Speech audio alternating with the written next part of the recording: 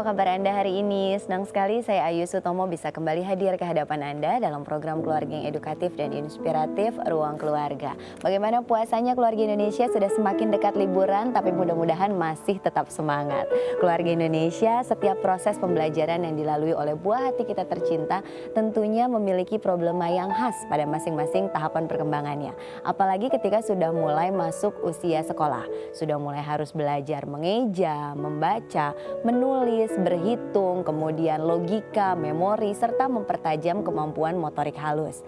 Nah, keluarga Indonesia khususnya untuk kemampuan menulis, pada beberapa buah hati yang memiliki kesulitan pada saat belajar menulis, ternyata memiliki indikasi adanya gangguan belajar lainnya atau gangguan pada proses tumbuh kembang.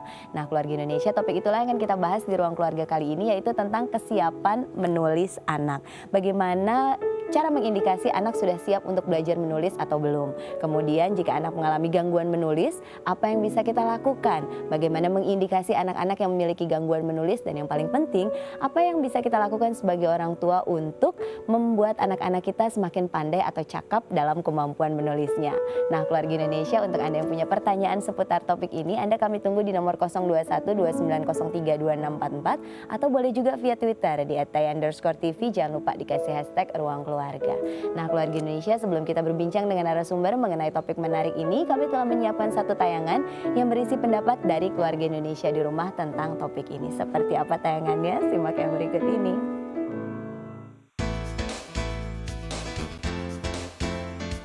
Sekarang sudah bisa, sekitar umur 45-an gitu lah. Masih belum bisa menulis sih, paling coret-coret aja. Biasanya aku ajak main coret-coretan, terus kasih mainan juga kayak alat tulis atau buku gambar. Mungkin dari sayanya juga suka nulis juga ya, kayak hand lettering dan tipografi, dan dia juga sering ngamatin kalau saya lagi buat nulis sesuatu. Kalau untuk saya sih, kita paling kita berikan buku-buku gambar yang ada tulisannya gitu, atau yang mewarna-warnain huruf-huruf gitu. Jadi kita sudah mulai pengenalan lewat itu.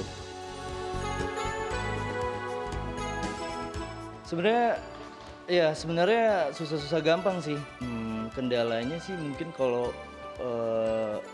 dia sering marah ketika alat tulisnya itu patah atau enggak habis gitu, dan dia langsung moodnya berubah. Susah-susah gampang sih, soalnya kalau misalnya anak kecil itu kan bawaannya pengen main terus ya. Jadi kalau misalnya dia emang lagi pengen lari-larian, nah itu kita nggak bisa ngajak untuk nulis. Kalau susah sih saya rasa enggak ya. Kendalanya itu biasanya dengan hobi anak gitu. Karena kadang-kadang menulis berbenturan dengan mereka yang senang menggambar. Jadi cuman senang melukisnya gitu kan, menggambarnya, tetapi tulisannya nggak fokus gitu. Nah, keluarga Indonesia, itu tadi pendapat dari beberapa keluarga Indonesia di rumah tentang topik yang hari ini akan kita bahas, yaitu kesiapan menulis anak. Dan untuk membahas topik tersebut, di studio Ruang Keluarga telah hadir bersama kita seorang psikolog, kali ini dari Rumah Sakit Gra Kedoya Jakarta. Ada Mbak Yulita Rosaria Silalahi, MC Psikolog. Apa kabar Mbak Yulita? Baik. Terima kasih hadir kembali di Ruang Keluarga. Kita bahas hari ini tentang kesiapan menulis pada anak, begitu ya Mbak Yulita. Kalau berbicara mengenai kesiapan menulis anak, sebenarnya definisi anak yang siap untuk menulis atau definisi kesiapan menulis itu apa sih Mbak? Kesiapan menulis itu sebenarnya kemampuan mendasar yang anak itu harus miliki dulu sebelum mereka belajar menulis. Oke. Gitu. Oke. Aspek apa aja tuh yang ada di dalam kemampuan dasar itu Mbak? Oke. Untuk yang terdalam di dalam kemampuan dasar itu ada aspek motorik. Motoriknya juga terbagi ya. Ada motorik kasar, ada motorik halus, dan juga kemampuan pengamatan atau persepsi visual. Begitu. Jadi idealnya anak itu sudah harus matang dulu perkembangan di motorik kasar, motorik halus, dan persepsi visual, baru kemudian dikatakan siap untuk belajar menulis. Oke. Kategori motorik kasar, motorik halus, serta visual yang matang itu yang seperti apa Mbak? Nah, itu sesuai dengan tahapan usia perkembangan anaknya sendiri ya, begitu. Tiap-tiap tahapan usia kan punya tugas-tugas perkembangan masing-masing, begitu. Kalau misalnya anak-anak, contoh misalnya kalau di usia 3 tahun gitu ya, motorik halus, anak-anak itu biasanya sudah mulai bisa mampu untuk meniru garis tegak, Oke. garis datar, lingkaran. Nah, itu jadi kita bisa tahu kalau anaknya baru mampunya segitu, nanti aktivitas menulisnya mengajarkannya yang seperti apa, misalnya begitu. Oh, oke. Tapi sebetulnya umur berapa sih kita udah boleh memberikan anak dalam artian persiapan untuk belajar menulis gitu? Oke, ini maksudnya menulis. Nah, ini harus dibedakan dulu nih. itu Menulis gimana? benar-benar maksudnya huruf A, B, C, D, E, menulis yang kayak angka 1, 2, 3 dan seterusnya, atau yang bagaimana? Karena kalau menulis itu kan sebenarnya diawali dari mulai coret-coret juga ada dasarnya menulis. Oh, gitu. Jauh sebelum itu lagi dari mulai usia dia sejak sedini mungkin begitu. Sebenarnya kalau ditanya kapan bisa mulai mengajarkan, kesiapan menulis itu sudah mulai sejak usia-usia dini. Dari ke aktivitas apa misalnya? Sebenarnya aktivitas sederhana seperti sehari-hari makan. Makan saja itu sudah menggunakan motorik halus ya. Oke. Kalau anak pegang sendok atau dia pegang kue begitu ya, itu sudah melatih motorik halusnya. Jadi dari situ saja sudah merupakan suatu cara orang tua itu bisa mempersiapkan nantinya untuk kemampuan menulis. Nah, sekarangnya itu kesiapannya untuk dia nanti mampu menulis. Begitu. Oh, oke. Jadi diawalinya justru dari aktivitas-aktivitas yang nggak ada kaitannya dengan menulis Iya. ya, seperti makan, kemudian memegang Betul. kue, Iya. begitu. Itu menjadi bekal bagi anak untuk Betul. siap belajar menulis, begitu ya. Oke, sekarang mau ke Kak Bosko dulu. Halo Ya. Kak Bosko. Ayo, iya. Kak, topik kita hari ini tentang kesiapan menulis anak. Kak Bosko ini keluarga Indonesia kan guru piano ya Kak Bosko. Nah Kak Bosko pada saat mengajar anak-anak yang kecil-kecil gitu, sebenarnya kalau dikaitkan mereka sudah harus bisa siap untuk menulis nggak sih Kak Bosko? Atau ada kaitannya nggak sih dengan kemampuan bermain atau Kalau di keluasan piano mereka? itu sebenarnya penjarian fingeringnya ya, lima jari dipakai semua. Itu juga sebenarnya salah satu pendidikan juga. Jadi jempol segala macam sampai ke kelingking itu dipakai untuk bermain piano. Oh, itu juga bisa merupakan simulasi untuk menulis begitu ya. Mereka kalau masih yang kecil-kecil itu belajar musik sudah harus bisa untuk dia tulis-tulis gitu juga nggak sih Kak Bosko? Pelajaran musik itu sebenarnya bukan menulis tapi melihat gambar. Oh, oke. Melihat gambar notasi itu, terus notasi itu dipraktekkan dalam bunyi-bunyi tuts piano itu dengan jari-jari mereka. Oh, lebih ke arah sana ya. Tapi gerak yang 5 jari ini merupakan bagian dari simulasi yang bisa dipakai untuk persiapan pada saat dia menulis. Oke, terima kasih Kak Bosko Ya. sharingnya. Bener nggak sih Mbak yang aku tangkap bahwa ketika anak-anak bermain piano gitu ya, itu merupakan salah satu bentuk aktivitas yang memang mempersiapkan anak untuk bisa lebih siap belajar menulis. Karena kan kadang-kadang anak-anak belajar musik dari usia yang sangat dini sekali. Ada 3 tahun, 4 tahun, bahkan mungkin 5 tahun. Tapi menulis kan nanti baru pada saat usia-usia masuk ke 5 tahun atau TK besar gitu kan, baru diajarkan untuk menulis yang terstruktur begitu. Itu bisa menjadi salah satu kesiapan atau stimulus yang mempersiapkan juga nggak sih Mbak? Tentunya kayak tadi kalau anak belajar piano mulainya nggak mungkin di usia 2 tahun ya. Iya benar. Paling muda mungkin sekitar 3 tahunan begitu. Kalau secara teori perkembangan usia 3 tahun anak itu sebenarnya sudah dibanding sebelum usia 3 tahun sudah lebih matang ya kemampuan motorik halusnya, lalu dari melihat motorik kasarnya dia sudah mampu duduk. Jadi harapannya memang dia sudah cukup matang untuk mulai untuk belajar piano. Oke. Tapi pastinya guru piano juga tahu dia nggak akan kasih lagu yang panjang atau lagu yang rumit sehingga jarinya harus susah gerak misalnya begitu ya. Nah itu sih bisa merupakan salah satu aktivitas untuk melatih. Dan juga sebenarnya sebelumnya itu tahap perkembangan sebelumnya sudah terpenuhi. Kayak tadi duduknya oke. sudah oke, motorik kasarnya, yang motorik halusnya sudah oke. Sebelum 3 tahun tuh di 2 tahun dan sebelumnya anak sudah bisa yang posisi begini Oke, jarinya. iya. Terus kalau dia makan juga kan udah pakai jari, makanya dia sudah siap ketika depan piano. Misalnya begitu. oke. Kalau tahap sebelumnya belum matang, susah dia mau mulai piano juga. Oke, begitu. nanti kita akan kupas lebih mendalam lagi tentang tahapan-tahapan apa yang harus diraih oleh setiap anak agar dia benar-benar siap memulai menulis di usianya dia belajar menulis begitu. Selepas rangkaian informasi yang telah kami siapkan untuk keluarga Indonesia di rumah. Untuk Anda yang punya pertanyaan, kami masih tunggu Anda di 021 2903 2644 atau via Twitter di @t_tv. Jangan lupa dikasih hashtag Ruang Keluarga. Kita lanjutkan perbincangannya selepas satu lagu dari Kak Bosko. Silakan Kak.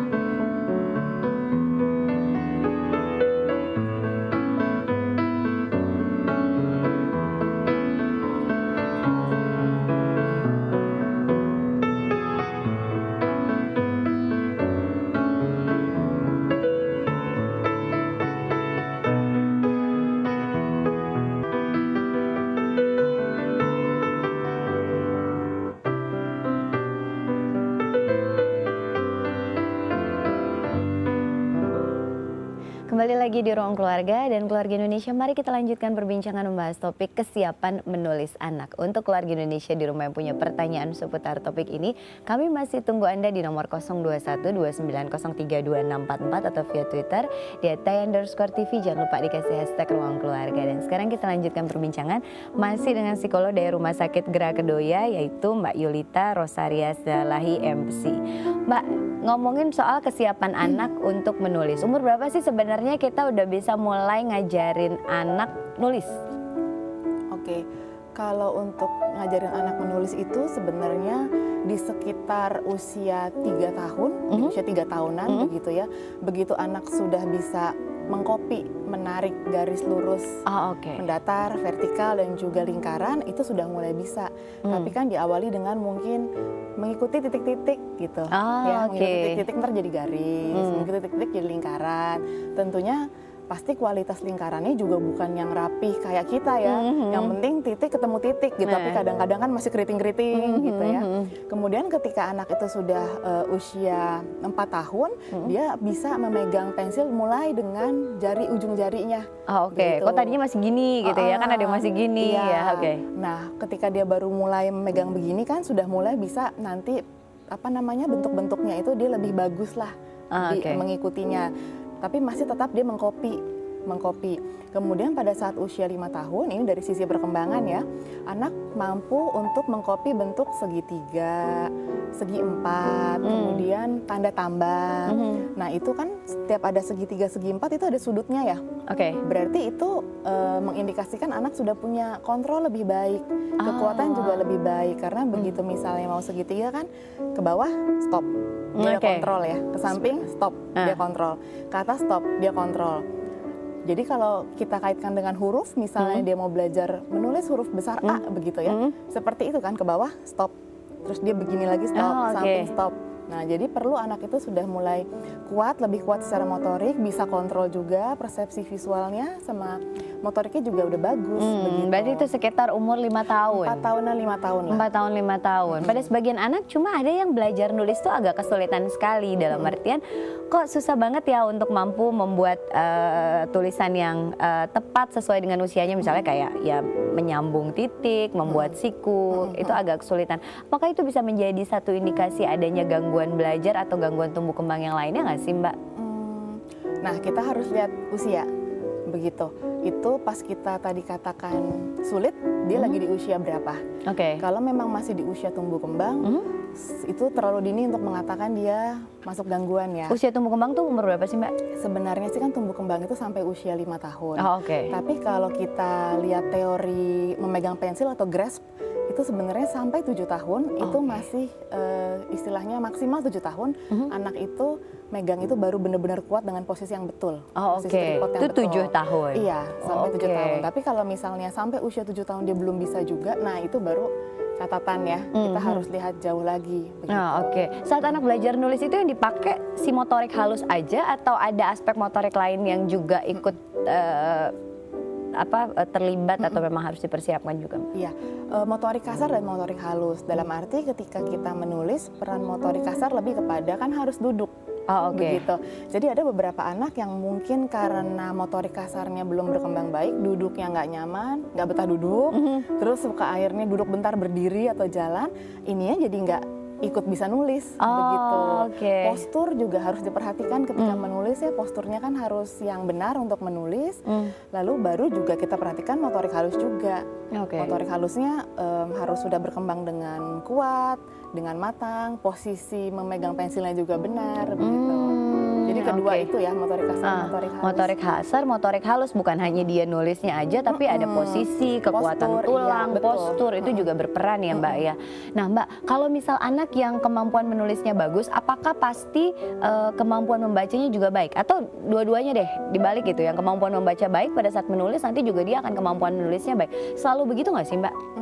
Sebenarnya nggak selalu berjalan itu gimana tuh? Jadi ada anak yang membaca nggak jadi masalah, tapi begitu menulis dia jadi masalah. Itu biasanya kenapa kalau yang seperti itu? Kalau itu sudah masuk, nah kalau misalnya itu belum menjadi gangguan, bisa jadi ya tadi belum siap tadi. antara motorik kasar motorik halusnya belum siap sehingga tugas menulis menjadi sulit begitu. Tapi kalau itu sudah memasuki ranah gangguan ya memang dia sudah kesulitan di bidang itu gitu. Oke, ranah gangguan itu yang seperti apa kita akan bahas lebih lengkap Keluarga Indonesia setelah rangkaian informasi yang telah kami siapkan untuk Anda. Untuk Anda yang punya pertanyaan atau ingin berbagi cerita, masih kami tunggu Keluarga Indonesia di 021 2903 2644 atau via Twitter di @tay_tv. Jangan lupa dikasih hashtag Ruang Keluarga. Kita lanjutkan perbincangan menarik ini selepas satu lagu lagi dari Kak Bosco. Silakan Kak.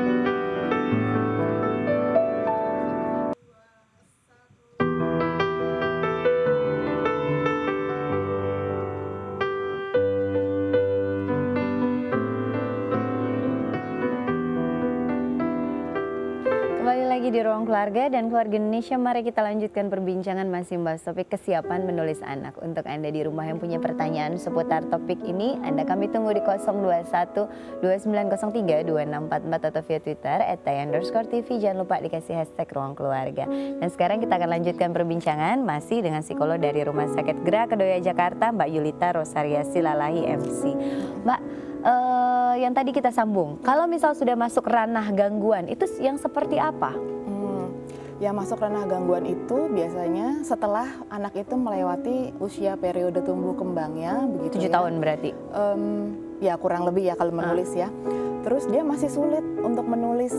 Terlepas dari sudah banyaknya bimbingan dari guru atau orang tua, sudah dikasih banyak arahan, tapi dia tetap masih sulit dibanding anak-anak yang seusianya. Sulitnya itu kayak apa sih Mbak? Apakah sulitnya itu tulisannya jelek, hurufnya kebalik-balik, apa emang bener-bener nggak bisa nulis sama sekali? Sulitnya itu yang kayak gimana untuk biasanya lebih kepada bisa nulis, tapi dia butuh usaha jauh lebih besar dibanding teman-temannya.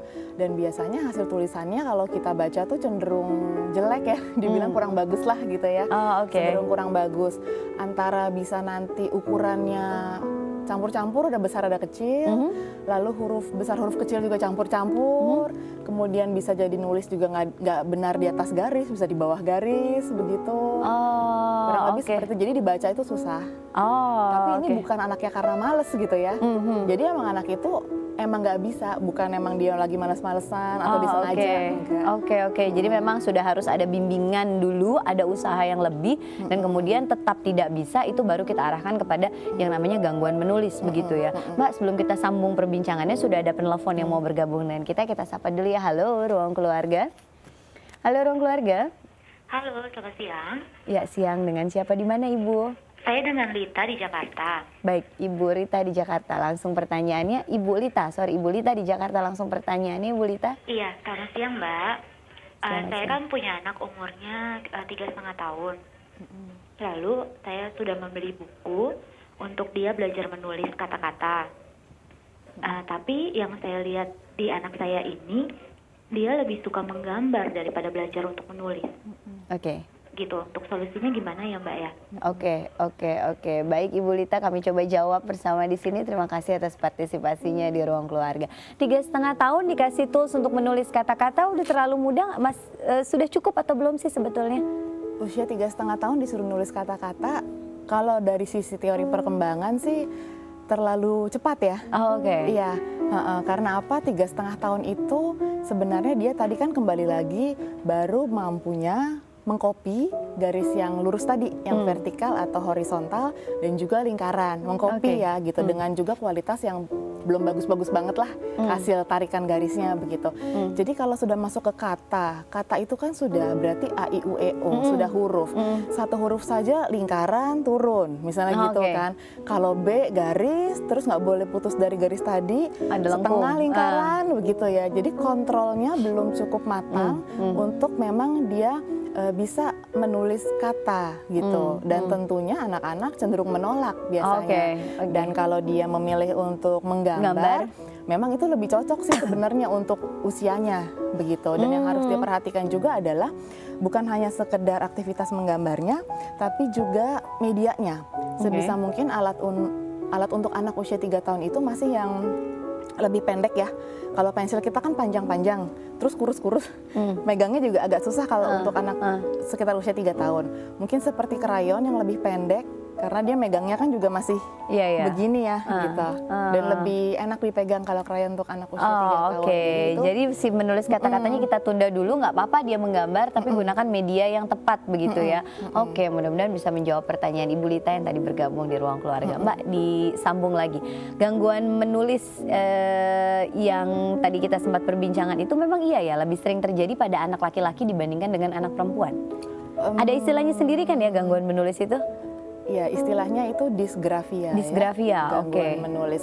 Jadi disgrafia itu adalah salah satu bentuk specific learning disorder ya, salah satu bentuk ketidakmampuan belajar di mana anak mengalami kesulitan dalam hal menulis. Jadi mengungkapkan ide dalam hal tulisan, begitu. Nah, kalau dikatakan lebih banyak di laki-laki atau perempuan, mungkin lebih terkait kepada perkembangan motorik kasar anak laki-laki itu cenderung lebih apa ya, lebih baik dibanding perempuan. Perempuan motorik halusnya berkembang lebih cepat. Karena anak laki-laki kan bisa jadi aktivitas sehari-harinya mainnya itu lebih banyak gerak begitu ya.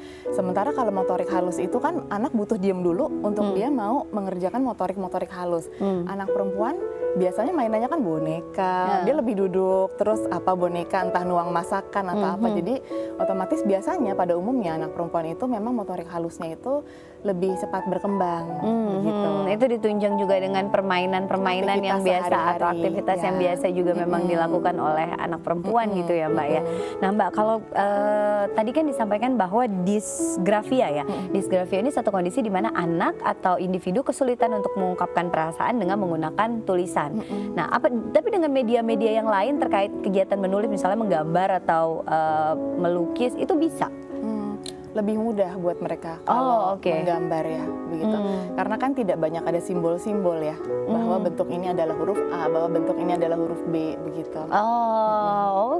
Menarik ya keluarga Indonesia perbincangannya. Mungkin keluarga Indonesia di rumah lainnya ada yang juga sudah punya pertanyaan atau masih punya pertanyaan, boleh keluarga Indonesia. Kami masih tunggu Anda di 0212903244 atau via Twitter di @tay_tv. Jangan lupa dikasih hashtag Ruang Keluarga. Kita lanjutkan perbincangan ini selepas satu lagu kembali dari Kak Bosco. Silakan Kak.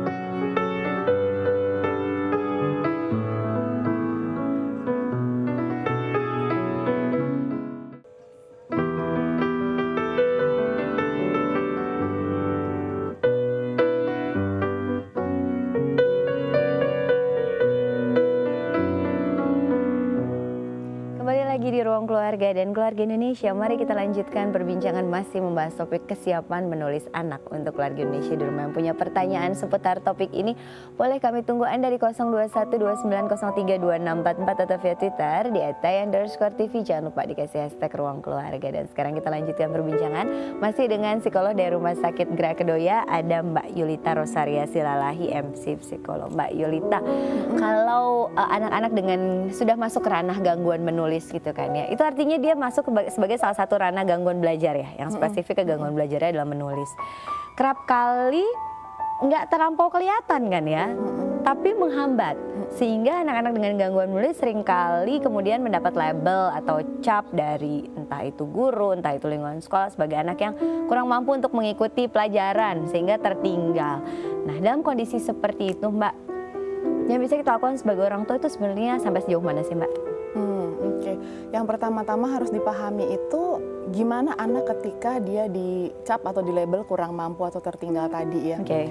Tentunya anak kan merasa tidak nyaman ya, apalagi kalau sudah di usia sekolah dasar begitu, di mana hampir semua tugas-tugas sekolah itu pasti dalam hal tertulis lah semuanya, tugas, ulangan, apa semua tertulis begitu ya. Sudah pasti anak merasa tidak nyaman dan kemudian bisa-bisa jadi frustasi sebenarnya. Nah, orang tua itu sebenarnya seharusnya lebih kepada pendampingan kepada anak, memberikan motivasi dan membawa anak ke profesional supaya tahu harus ngapain sih. Jadi anak tuh dibantu untuk mencari jalan keluar begitu, supaya tugas-tugas di sekolah itu bisa nggak tertinggal jauh lah. Gitu. Artinya orang tua tuh harus sangat peka sekali ya untuk mampu melihat dan kemudian melakukan langkah yang paling tepat, bukan kemudian semakin menekan dan mempersulit anak begitu ya Mbak ya. Oke Mbak, kalau yang tadi dari perbincangan kita di segmen-segmen sebelumnya kan di setiap tahapan usia begitu ya, kemampuan anak itu kan berbeda-beda, khususnya kita bicara nih sekarang tentang kemampuan menulis, artinya kan motorik halus, motorik kasar. Kalau misalnya dijabarkan tugas perkembangan pada masing-masing usia terkait motorik halus, motorik kasar di usia tahapan perkembangan itu sampai 5 atau 7 tahun, sebetulnya masing-masing usia tersebut tugasnya apa aja sih Mbak? Tugasnya memang beragam ya, tergantung usia anaknya begitu ya. Kalau anak-anak sekitar usia 3, 4, 5 tahun itu kalau untuk motorik kasar biasa mereka tuh pada area melompat. Sebenarnya melompat yang satu kaki, melompat 2 kaki, melompat 1 kaki dengan sudah maju ke depan, itu di motorik kasar. Yang mana sebelumnya berarti kan anak itu sudah harus bisa duduk dulu. Kan pertama-tama kan anak kan dari mulai dia tiduran, tengkurap, kemudian dia duduk, kemudian dia berdiri, berjalan begitu ya. Nah, yang dibutuhkan untuk nulis itu sebenarnya periode-periode itu, yang duduk itu gitu. Nah, kemudian kalau motorik halusnya kembali kepada yang mungkin tadi sudah sempat gitu ya. Nah, kalau waktu motorik halus itu mulai dari dia tuh waktu dari bayi itu main-main dengan 2 tangan. Ketika usia-usia bayi itu kan anak tidur terus pegang 2 tangan mainan entah apa, terus nanti dilihat-lihat sama dia. Kemudian dia mulai memegang pakai 1 tangan, tapi juga sudah seluruh permukaan tangannya bisa menggenggam. Kemudian dia mulai nanti tahap usia berikutnya tangannya sudah mulai begini. Makanya kenapa di usia-usia ini anak-anak misalnya kalau melihat ada sesuatu yang detil-detil, yang kecil-kecil di lantai diambil, orang tua nggak lihat misalnya kerambut begitu ya, karena sudah mulai ada kemampuan untuk ini gitu. Nah, kemudian kan anak nanti kalau makan juga pakai kemampuan untuk ini. Nah, sayangnya sekarang itu anak-anak kita kebanyakan dayang-dayang, kebanyakan bantuan begitu ya. Jadi ketika misalnya usia 2 tahunan, 3 tahun biasa di rumah yang belakangan ini ya masih suka dibantu kalau makan. Mungkin disuapin begitu ya. Tapi ketika dia masuk ke sekolah, tiba-tiba guru menuntut usia 3 tahun, oke, siap pegang pensil gitu kan, siap pegang krayon. Ya bingung, loh di rumah belum pernah yang dari aktivitas sehari-hari aja saya disuapin misalnya gitu, baju aja mungkin saya juga masih dipasangin, dibukain. Nah, idealnya tuh sebenarnya di rumah diberikan aktivitas yang menunjang untuk perkembangan motorik tadi. Kemudian motorik berikutnya setelah anak udah bisa begini, begitu ya. Kemudian anak biasanya bisa lagi untuk membuka tutup botol, tutup botol minuman anak-anak gitu. Biasanya mereka maksudnya mau melatih pergelangan tangan. Yang tadinya bisa memegang, akhirnya pakai jari, terus kan mulai putar-putar. Karena menulis nanti kan dia kan harus bergerak aktif ya, dinamis. Jadi pergelangan tangan juga harus diperhatikan. Kemudian berikutnya baru yang tadi, bisa mengcopy garis, mengcopy lingkaran, kemudian posisi pegang pensil sudah dengan jari, dan pada akhirnya bisa mengcopy bentuk yang segitiga, segi 4, tanda tambah seperti itu. Oke. Nah, faktor-faktor apa aja sih Mbak Yurta yang sebetulnya berpengaruh terhadap kesiapan anak untuk menulis? Which is ya si kesiapan motorik halus dan motorik kasarnya ini. Karena ada sebagian anak yang melewatinya dengan sangat baik gitu kan. Ada sebagian yang lain kayaknya sulit dan begitu terhambatnya gitu. Sebenarnya faktor apa sih yang berpengaruh terhadap tersebut, Mbak? Faktor yang berpengaruh itu sebenarnya ada beberapa begitu. Yang pasti yang pertama itu kita juga harus perhatikan faktor yang sudah ada dalam diri anaknya seperti faktor fisik. Apakah memang ada keterbatasan fisik? Misalnya anak yang terlahir dengan keterbatasan fisik atau masalah dengan organ begitu ya. Kalau ada keterbatasan fisik itu udah lain ceritanya begitu ya. Kemudian berikutnya faktor-faktor yang berikutnya ialah stimulus. Stimulus yang diberikan itu sudah tepat belum sesuai dengan usia perkembangan anaknya, sesuai dengan tugas perkembangan anaknya. Kemudian juga anak itu tipe anak yang nggak bisa diem nggak. Untuk beberapa anak yang tipenya butuh banyak bergerak, susah tenang, itu juga jadi sulit. Karena untuk bisa melatih motorik halus, anaknya harus bisa diem kan ya. Karena kebanyakan aktivitasnya dilakukan pada saat dia duduk, begitu. Oke. Mbak, kita sudah ada penelpon yang siap bergabung, kita sapa dulu ya. Halo, Ruang Keluarga. Halo, selamat siang. Siang, dengan siapa, di mana Ibu? Dengan Rosa di Bogor. Ibu Rosa di Bogor. Langsung pertanyaannya Ibu Rosa. Saya mau tanya, anak saya kan udah umur 4 tahun. Untuk menulisnya tuh udah bagus ya. Tapi sebagai orang tua, saya ingin mengembangkan kecerdasan otak kanan anak. Itu bagaimana ya caranya? Terima kasih. Baik, terima kasih Bu Rosa atas partisipasinya di Ruang Keluarga. 4 tahun itu udah oke nulisnya, tapi pengen mengembangkan kemampuan otak kanan. Ngomong-ngomong, kemampuan otak kanan tuh yang mana aja sih Mbak aspeknya? Otak kanan itu yang berhubungan sama ini ya, kalau saya nggak salah ingat tuh berhubungan dengan apa tuh namanya, matematika ya, kreativitas ya, bahasa mungkin ya ke arah sana. Tapi kalau untuk anak usia-usia dini sebenarnya kita bukan pada saatnya membedakan otak kanan otak kiri sih. Gitu, karena di masa tumbuh kembang itu anak itu harus dieksplor kepada segala sesuatu. Iya, baik otak kanan otak kiri kan pada akhirnya nanti penggunaannya itu berjalan beriringan sebenarnya. Jadi alangkah lebih baik kalau kita tidak memisahkan, kita mau mengembangkan yang otak kanan aja atau kita mau mengembangkan yang otak kiri saja. Karena pada akhirnya dibutuhkan kedua otak itu untuk bekerja bersama-sama. Dan di masa anak-anak tumbuh kembang itu adalah biasa disebut periode emas begitu ya, masa-masa yang baik untuk mengembangkan semua bagian otak. Kalau semua itu bisa berkembang, kenapa kita harus pilah dan memilih salah satu lebih berkembang? Simulasinya apa yang bisa dilakukan untuk mengembangkan otak kanan kiri secara beriringan?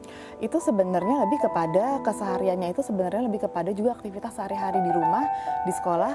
Kalau masih tumbuh kembang, semua aktivitas yang kaitannya menggunakan seluruh anggota tubuh. Gitu. Karena anak-anak masih belajar dengan metode yang konkret. Apa yang dia lihat, apa yang dia dengar, dia rasa, dia pegang, dia sentuh.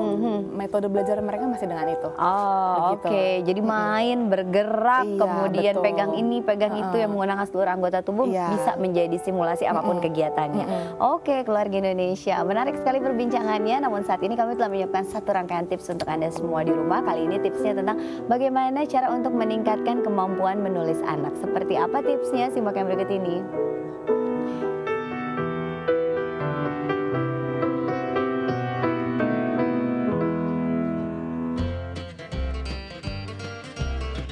Keluarga Indonesia, semua orang tua tentu menginginkan buah hatinya memiliki kemampuan menulis yang baik.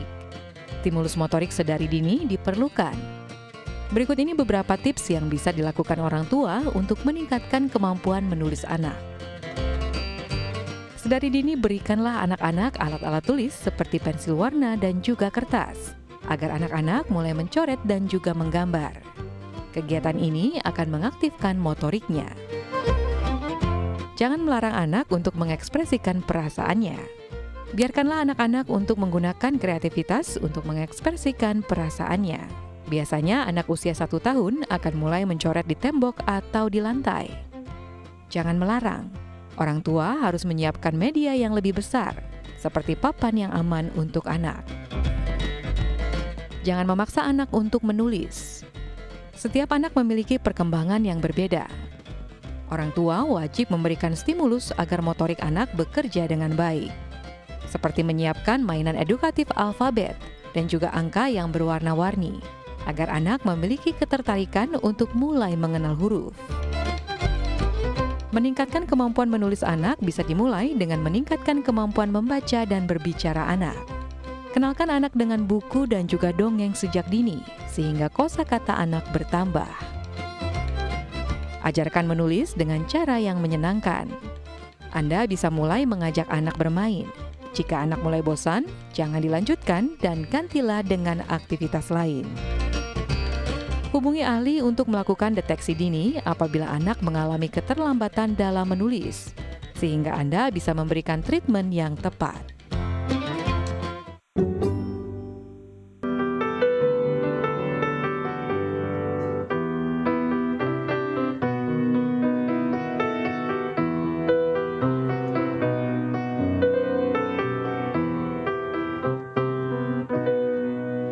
Lagi di Ruang Keluarga dan Keluarga Indonesia, mari kita lanjutkan perbincangan masih membahas topik kesiapan menulis anak. Untuk Keluarga Indonesia di rumah yang punya pertanyaan, kami tunggu Anda masih di nomor yang sama 02129032644 atau via Twitter @tay_tv. Jangan lupa dikasih hashtag Ruang Keluarga. Dan sekarang mari kita lanjutkan perbincangan masih dengan psikolog dari Rumah Sakit Gera Kedoya Jakarta, Mbak Yulita Rosaria Silalahi, MC Psikolog.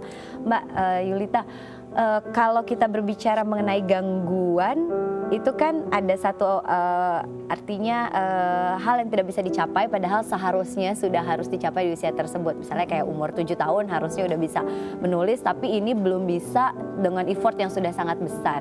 Padahal kan sebetulnya sebagai orang tua kita nggak perlu untuk tahu setelah di 7 tahunnya. Harusnya kan di sebelum-sebelumnya kita bisa melakukan deteksi lah supaya penanganannya nggak terlambat. Nah, kita berbicara mengenai deteksi yang bisa kita lakukan untuk anak-anak dengan gangguan menulis. Sebetulnya bisa kita lihat dari sejak usia berapa sih, Mbak?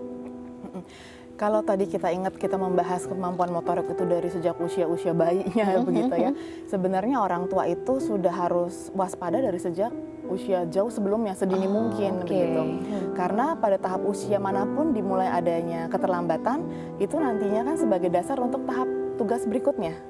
Begitu. Jadi orang tua itu perlu memantau lah ya anaknya ya. Orang tua perlu tahu tahapan perkembangan anak begitu. Oke, karena satu tahapan itu menjadi fondasi untuk tahapan berikutnya. Iya, betul. Oke, sebegitu pentingnya ya berarti bagi orang tua untuk tahu tahapan-tahapan perkembangan ya, Mbak Yulita. Penting sekali. Oke. Jadi kita dituntut untuk tahu keluarga Indonesia tahapan perkembangan putra dan putri kita itu seperti apa. Nah, Mbak Yulita, peran sekolah anak kalau misal sudah masuk ke usia dia harus belajar menulis, artinya kan dia sudah masuk let's say TK kecil atau TK besar. Di situ kan anak tidak hanya berinteraksi atau belajar bersama kita orang tua yang di rumah, tapi di sana juga ada guru, ada pengajar, ada miss-miss yang membantu dia untuk mengajarkan. Seberapa besar sih peran dari pendidik pengajar terhadap keberhasilan anak dalam kesiapan menulis? Perannya cukup besar karena ini sudah masuk ke kemampuan menulis yang memang benar-benar sudah menulis huruf atau kata begitu ya, sudah cukup besar. Tapi tentunya harus kerjasama juga dengan orang tua begitu ya, karena kan walaupun peran guru besar, tapi waktu anak di rumah juga masih banyak untuk bisa latihan menulis. Jadi orang tua dan guru harus tetap berkomunikasi. Di mana sih anaknya kemampuannya yang masih tertinggal atau yang masih kurang, sehingga apakah di rumah perlu diulang lagi kemampuan-kemampuan tersebut, atau apakah ada cara-cara khusus yang guru lakukan di sekolah yang mungkin orang tua bisa lakukan juga di rumah gitu. Tapi biasanya cara khusus apa sih yang dilakukan oleh guru dan juga orang tua dalam menstimulasi anak kalau sudah mulai masuk ke ranah kesiapan menulis begitu? Kalau guru itu macam-macam, bisa jadi kan guru itu mempersiapkan ukuran kertas yang sebesar apa, garis-garisnya seperti apa. Misalnya nanti di sekolah guru pakai garis yang ukuran lebih besar atau 2 garis atau 3 garis, di rumah beda gitu latihannya. Nah itu kan jadi anaknya juga bingung begitu ya, namanya juga anak lagi belajar menulis begitu. Atau ada beberapa sekolah yang gurunya pakai cerita, misalnya mau menulis, kalau menulis huruf I ada gambar orang, terus di atasnya pakai topi, titik. Nah itu apakah di rumah juga bisa disesuaikan jadi lebih menarik begitu. Di situ orang tua perlu banyak untuk dapat berkomunikasi dengan guru ya. Kalau metode-metode belajarnya bisa diadaptasi untuk juga dilakukan di rumah begitu. Nah Mbak, kalau kita berbicara mengenai kemampuan untuk menulis bagi anak gitu kan ya.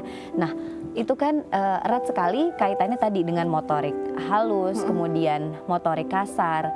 Nah apakah sudah dapat dipastikan bahwa ketinggalan di satu aspek motorik halus atau motorik kasar tertentu itu selalu berdampak pada kemampuan menulis yang nantinya akan menjadi sulit bagi anak gitu Mbak? Kalau ketertinggalan itu tentunya tergantung. Kalau tertinggal dan sempat diberikan treatment, sempat diberikan intervensi, kemungkinan tidak akan menjadi kesulitan atau gangguan di tahapan berikutnya begitu. Tapi kalau didiemin aja, ya akan menjadi masalah pasti di tahapan berikutnya. Umur berapa treatment itu masih oke untuk bisa dilakukan gitu guna mengejar ketertinggalannya, Mbak? Kalau paling ideal itu ya di masa tumbuh kembang, jalannya akan pesat. Maksudnya treatment itu bila diberikan dampak positifnya perubahannya akan lebih cepat dirasakan ya, kelihatan perubahannya dan juga lebih lebih besar perubahannya. Tapi bukan berarti nggak bisa juga setelah usia tumbuh kembang begitu. Setelah usia tumbuh kembang masih bisa, tapi pasti butuh waktu lebih lama. Programnya jadi lebih panjang. Yang disayangkan kan sementara di sekolah program jalan terus, jadi anaknya kayak kejar-kejaran ya nantinya ya. Oke. Jadi sebaiknya adalah memang diketahui sedini mungkin sehingga bisa dikejar secepat mungkin sehingga pada saat masuk ke usia sekolah dasar di mana tuntutan sudah menjadi lebih besar, semua tugas itu kaitannya dengan menulis, anak-anak sudah bisa untuk mampu mengikuti ya Mbak ya. Nah Mbak, bicara mengenai treatment yang digunakan untuk mengejar, biasanya treatment apa sih yang dilakukan oleh misalnya let's say profesional atau juga mungkin bisa diadaptasi oleh orang tua di rumah treatmentnya? Seperti apa sih yang dilakukan kepada anak untuk membuat kemampuan menulisnya menjadi lebih baik? Nah itu tergantung kepada penyebab dia terlambat apa. Jadi kan penyebab keterlambatan atau kesulitan menulisnya kan bisa beragam. Jadi harus dicari tahu dulu. Biasa profesional akan mencari tahu penyebabnya itu ada di mana begitu ya.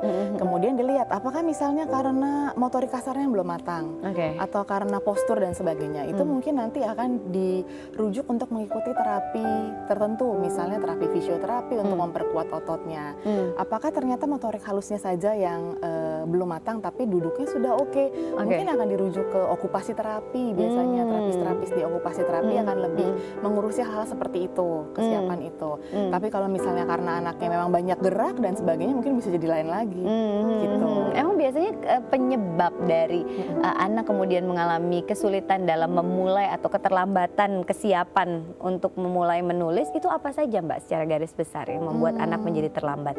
Yang buat anak terlambat itu ya tadi perkembangan motoriknya yang terlambat, sama bisa jadi juga karena stimulus yang kurang tepat, tadi motorik ya, sama bisa jadi juga yang fokus.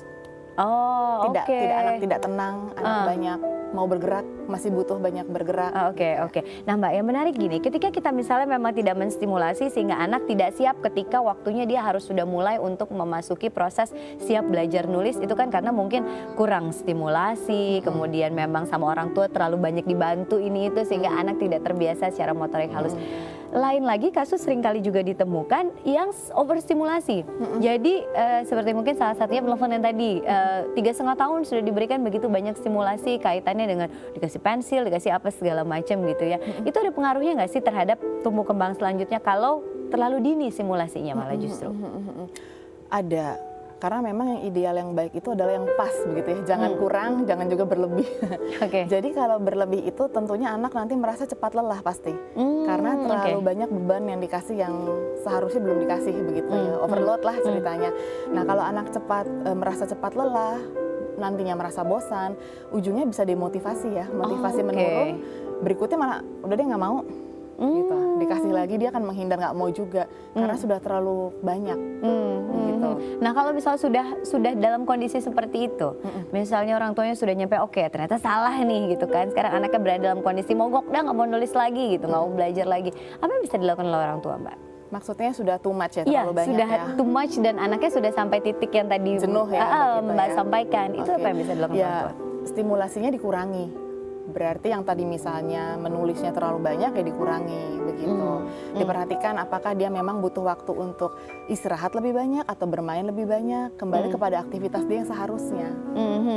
Idealnya berapa lama sih anak belajar menulis dalam satu hari gitu Mbak, kalau misalnya sudah masuk ranah tahapan belajar, tahapan harus siap belajar nulis gitu?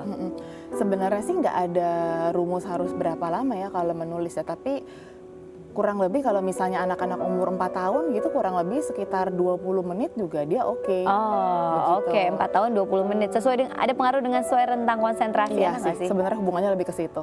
Selama 20 menitnya itu juga menyenangkan buat anak ya. Nggak yang membosankan terus tugasnya terlalu banyak begitu. Karena 20 menit untuk anak mungkin tulisannya nggak sebanyak 20 menit kita yang nulis kan sebenarnya. Benar. Mbak, terakhir untuk keluarga Indonesia di rumah, tips untuk keluarga Indonesia di rumah terkait dengan topik kita kali ini yaitu kesiapan menulis anak agar semua berjalan dengan baik, tepat, dan hasilnya optimal, apa yang bisa dilakukan oleh keluarga Indonesia, Mbak? Yang bisa dilakukan oleh keluarga atau khususnya orang tua begitu ya, pastinya memberi stimulus yang tepat khususnya di perkembangan motorik. Mungkin yang harus diingat di sini ada suatu ungkapan yang pernah mengatakan belajar menulis itu sebenarnya tidak dimulai dari saat kita duduk di kursi dan meja, tapi belajar menulis dimulai dari taman, dari taman bermain. Begitu. Oke. Itu satu, dan berikutnya adalah ciptakan suasana yang menyenangkan ya ketika nanti anak-anak masuk ke sesi belajar menulis. Oke. Mudah-mudahan bisa menjadi tips yang bermanfaat untuk keluarga Indonesia di rumah. Terima kasih Mbak Yulita Terima atas kasih, kehadirannya di Ruang Keluarga. Mudah-mudahan perbincangan kita membawa banyak manfaat juga inspirasi untuk keluarga Indonesia di rumah semua. Terima kasih untuk Anda yang telah menyaksikan Ruang Keluarga kali ini. Untuk Anda yang punya kritik, saran, atau mungkin topik yang akan dibahas di Ruang Keluarga selanjutnya, kami tunggu Anda di nomor SMS 088981005000, atau Anda bisa bergabung di Facebook kami di Dai TV Indonesia, atau bisa Anda sampaikan via Twitter @dai_tv. Jangan lupa dikasih hashtag Ruang Keluarga. Jangan lupa saksikan Ruang Keluarga besok karena kita akan membahas topik yang sangat menarik sekali tentang positive relationship. Dan akhirnya saya Ayu Sutomo beserta seluruh kerabat kerja Ruang Keluarga undur diri. Jangan lupa saksikan terus Ruang Keluarga karena keluarga adalah harta yang paling berharga dalam hidup kita. Terima kasih dan sampai jumpa.